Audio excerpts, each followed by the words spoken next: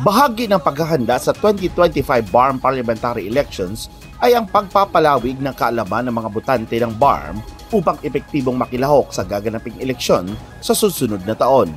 Sa baseline mapping ng Legal Network for Truthful Election o LENTE, mataas naman daw ang bilang ng mga individual na nakakaintindi sa nasabing batas at ang proseso ng pagboto, subalit maliit lamang ang bilang ng mga kayang ipaliwanag ang mga nilalaman nito. Sinasabi when we present the results of the survey, especially the journey of crafting this handbook, we always say that there's surface level knowledge or information about the Bangsamoro Electoral Code. Pero surface level lang siya na pwedeng mabago depending on what you read in social media, what you hear from neighbors, from your community leaders. Ito nga yung sinasabi namin, this is a very dangerous combination kasi dito nagsisimula yung misinformation and disinformation. Especially, it's just the first time that we'll be having this kind of election and matagal na ring nasanay ang mga tao sa Bangsamoro on how they elect their regional leaders.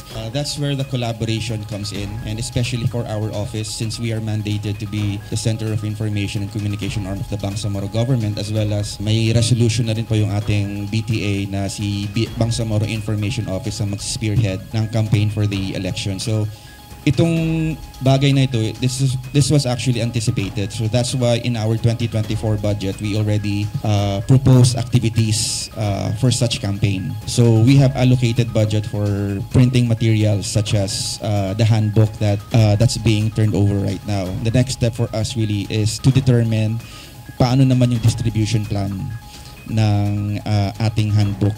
I really hope to see next year elections that bring to life this whole unique system of democracy for the Bangsamoro. I'm excited to see the way in which all of the stakeholders in this process will engage with and reach out to the communities who are going to be the voters in that first regional parliamentary election. And I'm very grateful that we have the product of this handbook, which is a small step in the journey of explaining to the citizens around the region.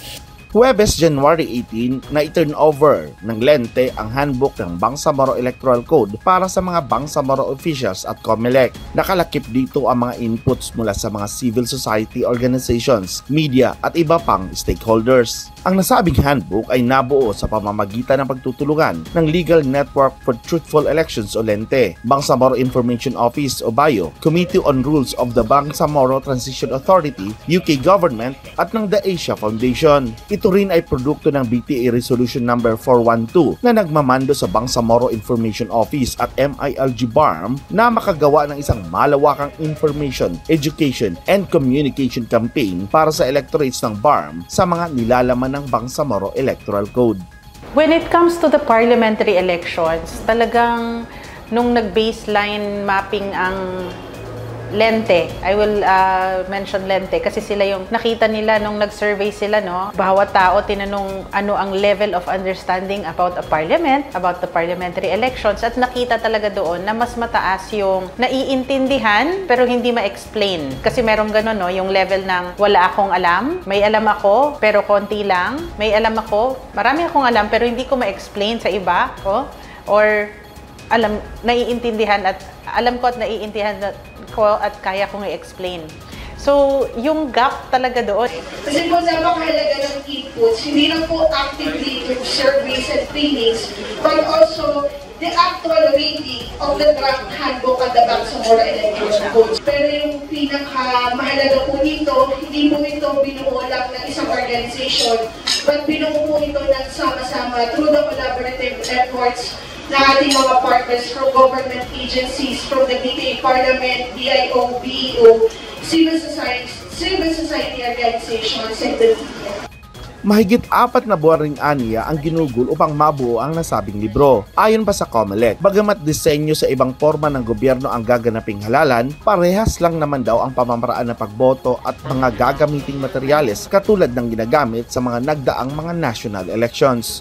Of course, in addition, I would like to stress and emphasize that under Republic Act 11054, it is provided actually that the system of election would be the same with the parliamentary and of course the national elections. And that would be the automated system. So whatever the system used in the national will be used also in the parliamentary elections. So that under the automated system of elections, no pre-proclamation controversies have to be entertained.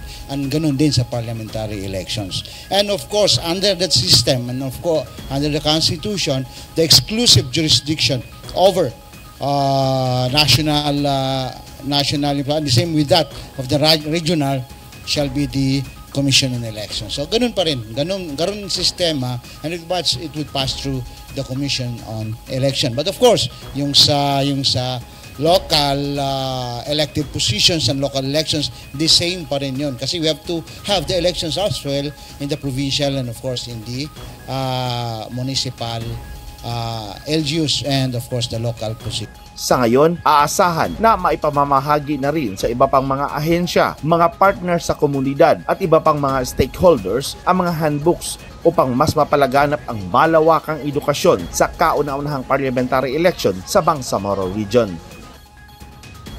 Mula dito sa Cotabato City, ako si Ferdinand Cabrera ng Kutang Bato News para sa Newsline Philippines. Stay safe!